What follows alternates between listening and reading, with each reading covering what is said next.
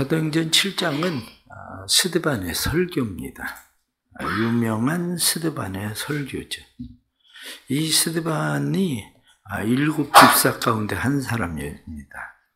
그런데 우리가 집사 이렇게 이야기할 때에 당시 집사들을 지금과 같은 교회 그런 집사 정도로 생각하는 것과는 차이가 분명히 있습니다.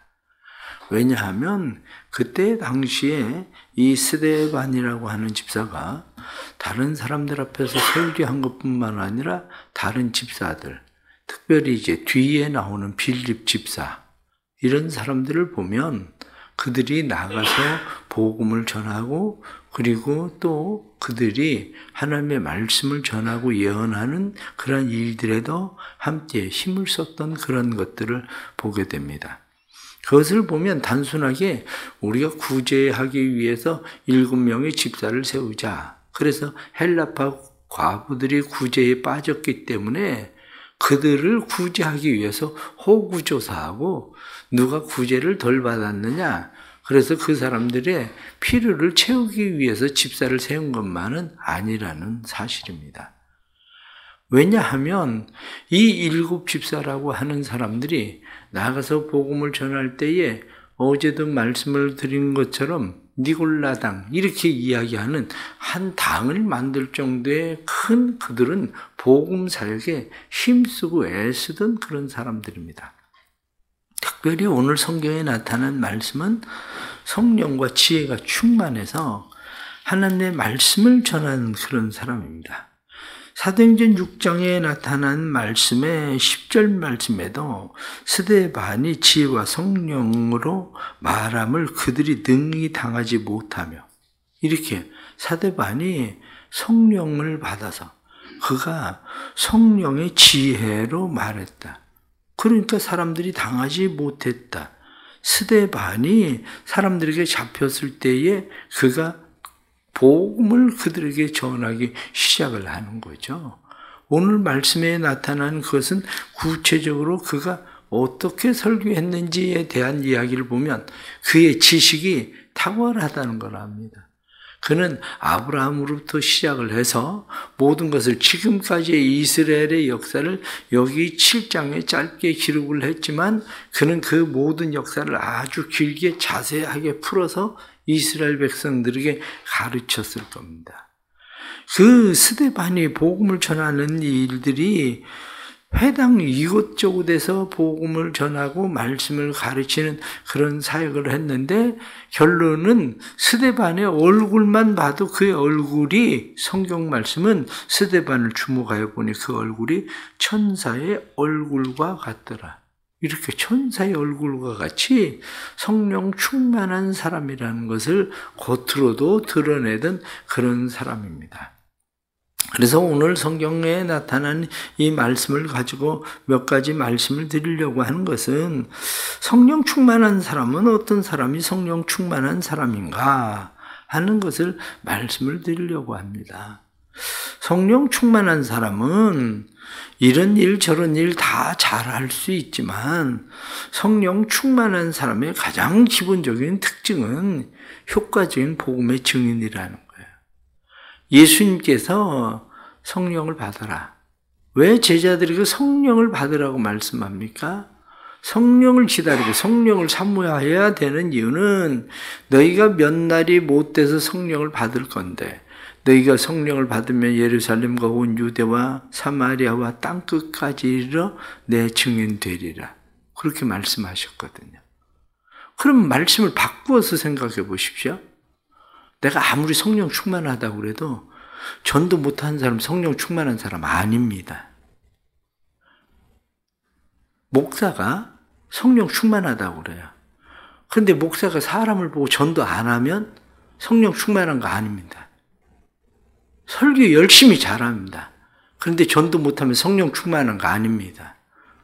왜 그러냐면 성령 충만하면 복음의 열정이 있을 수밖에 없고 복음의 열정이 밖으로 나올 수밖에 없어요. 누군가에게 하다못해 버스에 옆에 앉아 있어도 복음을 전하고 싶고, 비행기에 옆에 앉아 있어도 처음 보는 사람을 만나도 저 사람은 험상궂게 생겼는데 그래도 누군가를 만나면 복음을 전하고 싶은 거지, 복음을 전하고 싶은 것이 그냥 강대상에서 설교만 복음을 전하는 것이라고 생각하고 그렇게 복음을 전하면 그 사람은 성령 충만할까?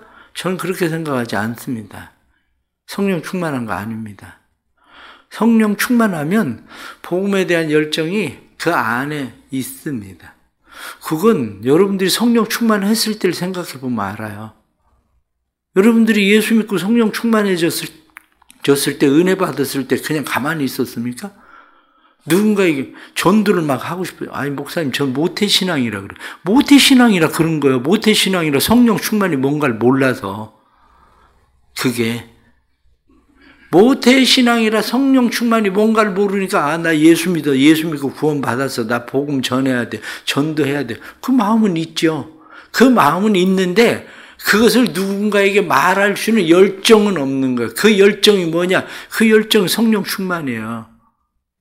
그것은 성령 충만해져 본 사람은 누구나 다 압니다. 그거는 제가 이렇게 설교하면 어떤 목사님들은 아니 그럼 목사는 뭐 복음 전하지 않으면 목사 성령 충만하지 않은 거냐? 아니 목사가 설교하고 설교 준비하고 다 그럴 때 성령 의지하고 성령 의지해서 말씀 전하는 거 맞습니다. 성령 의지해서 말씀 전합니다. 그런데 성령 충만한 건 아니라니까요. 그거 기본적으로 가장 중심이 뭐냐면 하나님의 말씀에 대한 열정이에요. 말씀에 대한 열정. 그러면 내가 막 설교하고 싶어서 막 마음이 막 뜨거워요. 야, 어디 가서 복음 전할까? 어디 가서 설교할까? 막 이렇게 설교할 마음이 뜨거운데 강대상에서 말고는 그런 마음이 하나도 안 생겨요. 그럼 내가 성령 충만한 겁니까? 아니지. 그거는 물 만나에 수영한다고 수영 잘하는 것만은 아니에요. 그게 결국 왜 성령 충만이라는 게 우리에게 필요하냐? 이렇게 이야기하면 성령 충만은 성령께서 우리 안에 하나님의 나라, 구원에 대한 확신과 열정을 주시기 때문에 그것이 하나님의 뜻이라는 것을 분명히 알기 때문에 복음 전하고 싶은 거예요. 그럼 목사님은 어떤데요? 목사님은 제가 요즘 전도 안 하잖아요. 성령 충만한 거 아니라 그래요. 제가 성령 충만할 때는 그냥 나가서 사람 만나도 그냥 누구 노인 벤치에 앉아 있어도 그냥 얘기하고 예수 믿으라고 듣든지 말든지 그건 그렇게 중요하게 생각하지 않아요. 되게 성령 충만하지 않은 사람은 무슨 생각하는데 내가 얘기하면 저 사람 내 얘기 들을까? 저 친구가 나를 싫어할 텐데 저 친구가 받아들일까? 그 계산이 먼저 하잖아요. 성령 충만한 사람이 언제 그 계산합니까? 성령 충만한 사람은 그런 계산 안 합니다. 성령 충만한 사람은 복음을 전하고 싶은 열정이 앞서지 늘. 그게. 오늘 성경 본문에 나타난 말씀을 좀 더 생각해 보세요. 스데반이 이 사람들에게 이렇게 말하면 돌맞을 일 생길 거라고 생각하지 않았겠습니까? 그랬으면 스데반은 적당하게 했을 겁니다. 지혜를 잡았을 겁니다. 그러면 예전에 사람들은 복음을 전하기 위해서 왜 집에서 그 핍박과 박해를 받는데도 그렇게 하는데 적당하게 하면 되지. 그게 성령 충만이라는 것이 뭔가를 이론적으로는 아는데 그것이 무엇인가는 맛보지 않은 사람들은 사실 모르는 겁니다. 그게. 두 번째는 성령 충만한 사람에게 나타나는 일은 초자연적인 영역의 문이 열린다는 겁니다. 초자연적 영역의 문이 열린다. 오늘 성경 본문에 나타나는 말씀을 보면 그 말씀을 스데반은 뭐라고 이야기합니까? 하늘이 열렸다.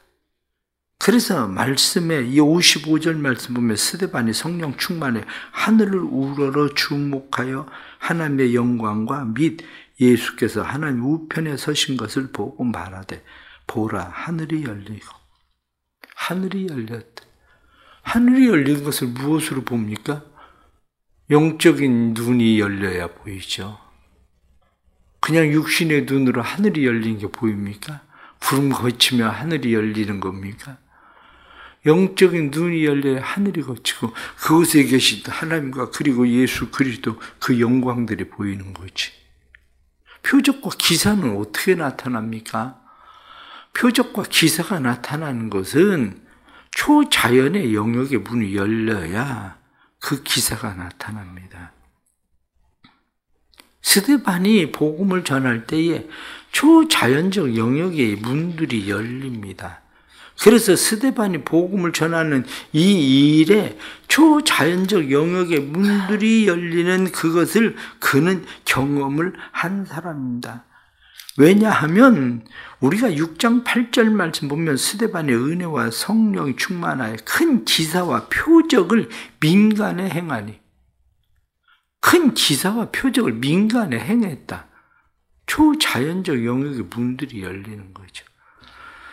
신앙생활을 하면서 초자연적 영역의 문이 열리지 않은 사람 많습니다. 지식적으로 그냥 신앙생활을 하는 사람, 이론적으로 신앙생활을 하는 사람. 요즘 세상에 무슨 지적이 있어. 요즘 세상에 무슨 말이 돼. 그 사람은 하나님보다 과학을 더 믿으니까 당연한 거죠. 그럼 과학이라는 게 뭡니까?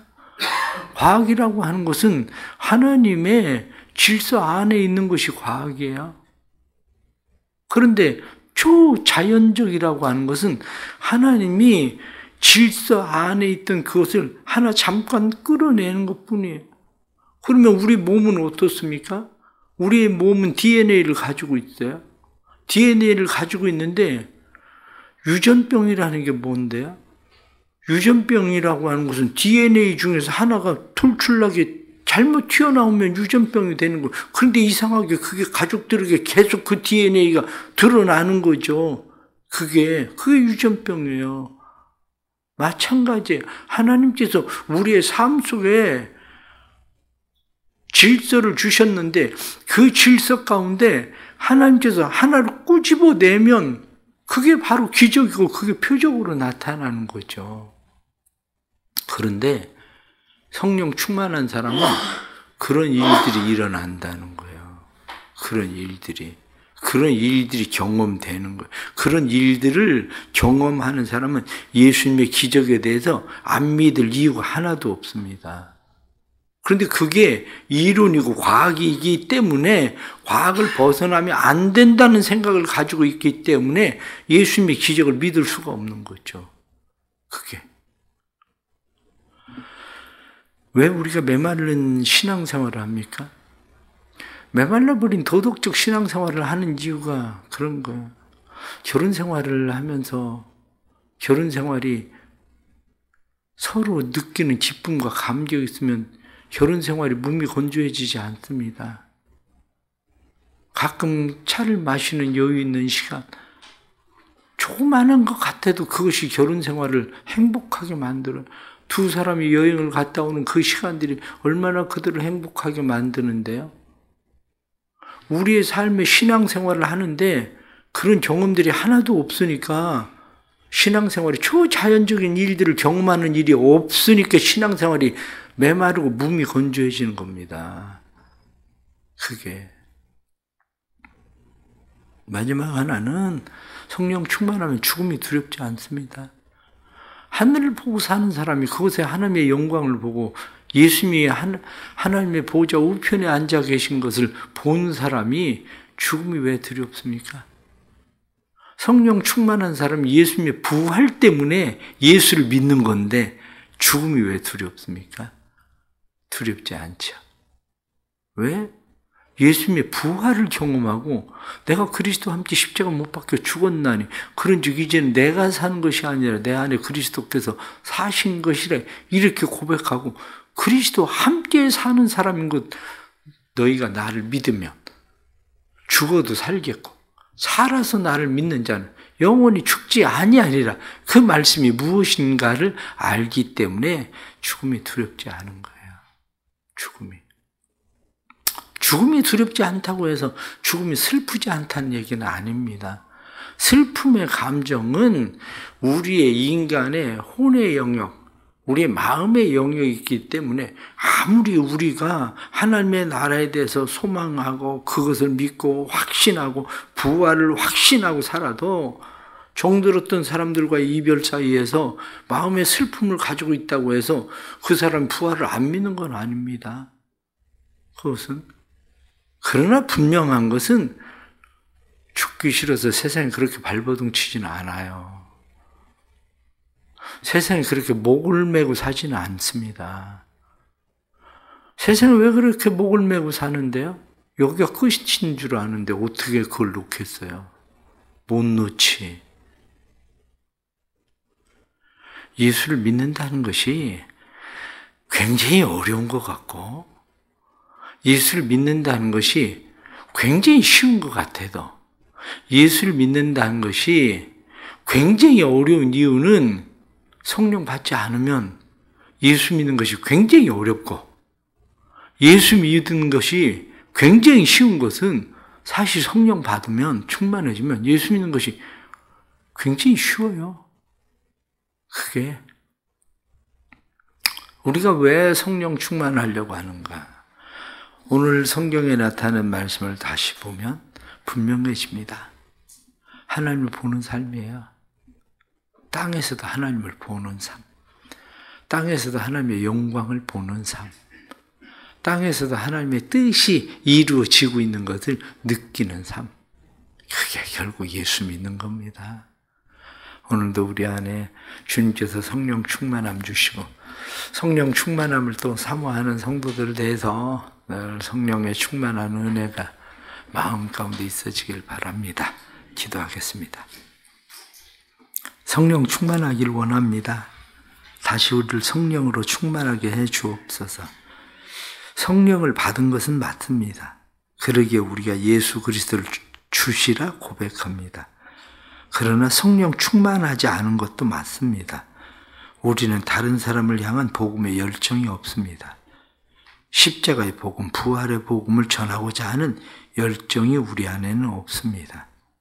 다른 사람이 지옥으로 가는 모습이 보이지 않습니다. 그러기에 우리는 안타깝지 않습니다. 우리는 이 세상이 전부인 것처럼 생각하기에 우리는 이 땅에 목을 메고 삽니다.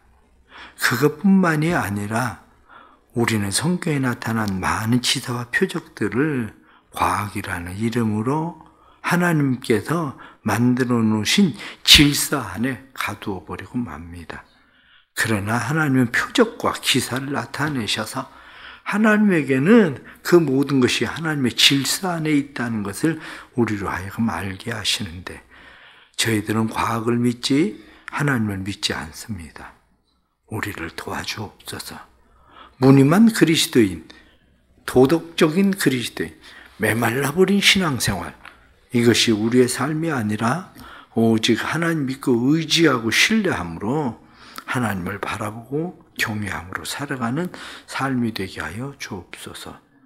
사랑하는 모든 성도들을 은혜로 축복합니다.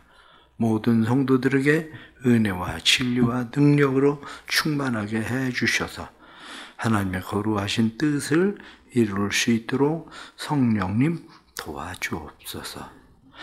함께 하실 주님을 기대합니다. 주님, 오늘 하루도 슬픔을 당한 가정에 위로를 베풀어 주시고 슬픔을 당한 가정 위에 하나님의 사랑과 위로가 넘치도록 주님 역사해 주옵소서. 성령이여 임하시고 우리를 새롭게 해 주옵소서. 예수 그리스도 이름 받들어 간절히 기도드리옵나이다. 아멘.